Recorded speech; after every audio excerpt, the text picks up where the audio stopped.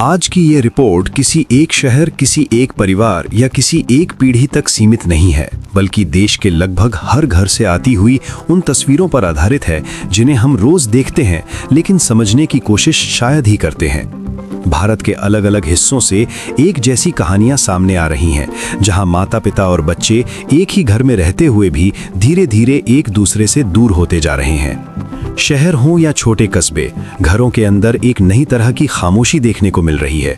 सुबह माता पिता अपने काम पर निकल जाते हैं, शाम को थके हुए लौटते हैं और बच्चे अपने कमरों में मोबाइल, लैपटॉप या स्क्रीन के सामने बैठे रहते हैं। बातचीत बहुत कम होती है और जब होती भी है तो ज्यादातर सवाल पढ़ाई, अनुशासन या भविष्य तक ही सीमित रह जाते हैं। विशेषज्ञों के अनुसार आज का बच्चा पहले से ज्यादा सूचनाओं के बीच जी रहा है, लेकिन पहले से कम संवाद के साथ बड़ा हो रहा है। बच्चे अपनी भावनाएं, अपने डर और अपनी उलझनें शब्दों में व्यक्त करने के बजाय सोशल मीडिया, चैट और ऑनलाइन दुनिया के जरिए बाहर निकाल रहे हैं, और ये सब अक्सर माता पिता की नजरों से दूर होता है। दिलचस्प बात यह है कि कई माता पिता ये मान लेते हैं कि अगर बच्चा घर पर है, फोन पर व्यस्त है और बाहर से सामान्य दिख रहा है तो सब कुछ ठीक है।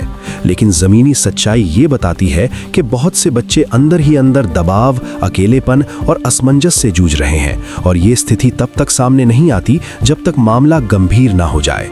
देश में लगातार बढ़ता स्क्रीन टाइम, कम होती पारिवारिक बातचीत और हर समय बेहतर दिखने की होड़ बच्चों की मानसिक स्थिति पर गहरा असर डाल रही है।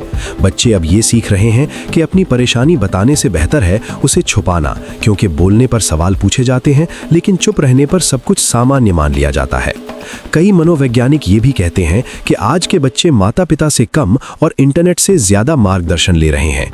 ऑनलाइन दुनिया उन्हें ये सिखाती है कि क्या दिखाना है और क्या छुपाना है, और इसी कारण बच्चे अपनी असली भावनाओं को परिवार से साझा करने के बजाय बाहर की दुनिया में स्वीकार्यता तलाशने लगते हैं। माता पिता की चिंता अक्सर बच्चों के नंबर, करियर और सुरक्षित भविष्य तक सीमित रह जाती है, लेकिन बच्चा किस मानसिक स्थिति में जी रहा है, किस बात से डर रहा है और किन सवालों से जूझ रहा है, ये बातचीत का हिस्सा नहीं बन पाता। नतीजा ये होता है कि बच्चे सवाल पूछना बंद कर देते हैं और माता पिता ये मान लेते हैं कि खामोशी का मतलब सब ठीक होना है। विशेषज्ञों के अनुसार ये खामोशी ही सबसे बड़ा खतरा है, क्योंकि ज्यादातर मामलों में समस्या तब सामने आती है जब उसे संभालना मुश्किल हो चुका होता है।